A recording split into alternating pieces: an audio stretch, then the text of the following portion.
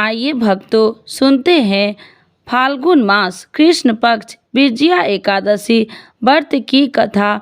यह एकादशी का व्रत सभी प्रकार की पापों को नष्ट करने वाली है तथा कार्यों में सफलता विजय प्राप्त करने वाली है। तो बोलिए प्रेम से एकादशी माता की जय, भगवान विष्णु की जय, माता लक्ष्मी की जय।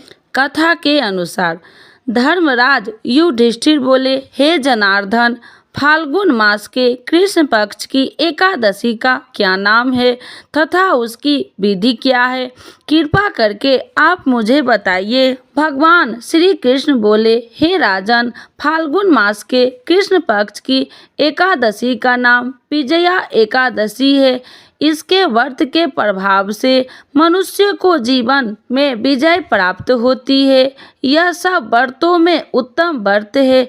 इस विजया एकादशी के महात्म्य के श्रवण व पाठ करने से समस्त पाप नाश को हो जाता है। एक समय देवर्षि नारद जी ने जगत पिता ब्रह्मा जी के कहा, महाराज, आप मुझसे फाल्गुन मास के कृष्ण पक्ष की एकादशी विधान कहिए।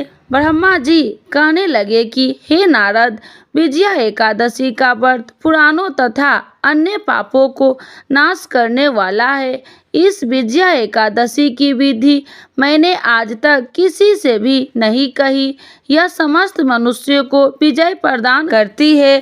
त्रेता युग में मर्यादा पुरुषोत्तम श्री रामचंद्र जी को जब 14 वर्ष का वनवास हो गया, तब वे श्री लक्ष्मण तथा सीता जी सहित पंचवटी में निवास करने लगे।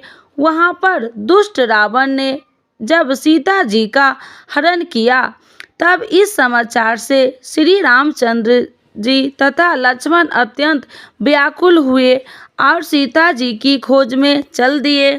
घूमते घूमते जब वे वानरसर्त जटायु के पास पहुँचे, तो जटायु उन्हें सीता जी का वृत्तांत सुनाकर स्वर्गलोक चला गया। कुछ आगे जाकर उनकी सुग्रीव से मित्रता हुई और बाली का वध किया।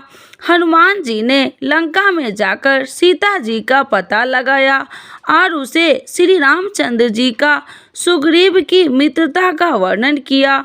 वहां से लौटकर हनुमान जी ने भगवान राम के पास आकर सब समाचार कहे। श्री रामचंद्र जी ने वानर सेना सहित सुग्रीव की संपत्ति से लंका को प्रस्थान किया।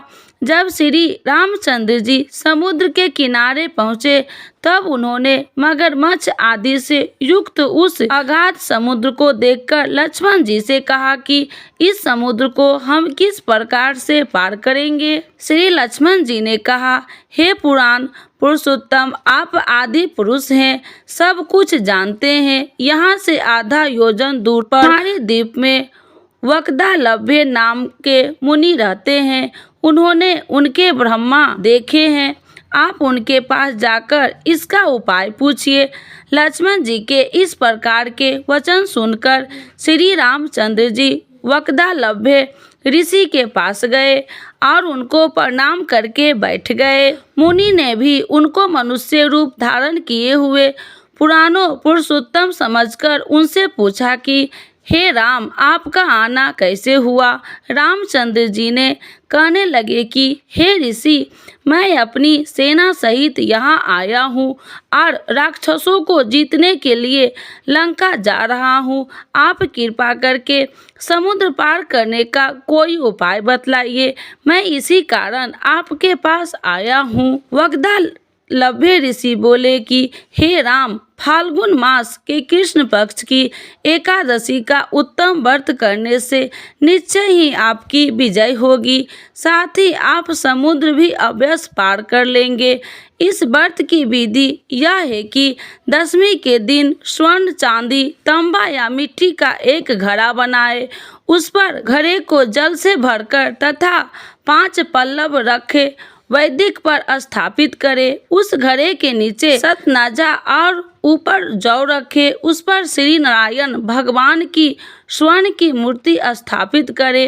एकादशी के दिन स्नान आदि से निवृत्त होकर धूप दीप नैवेद्य नारियल आदि से भगवान की पूजा करें और घरे के सामने बैठकर दिन व्यतीत करे और रात्रि को भी उसी प्रकार बैठकर जागरण करे।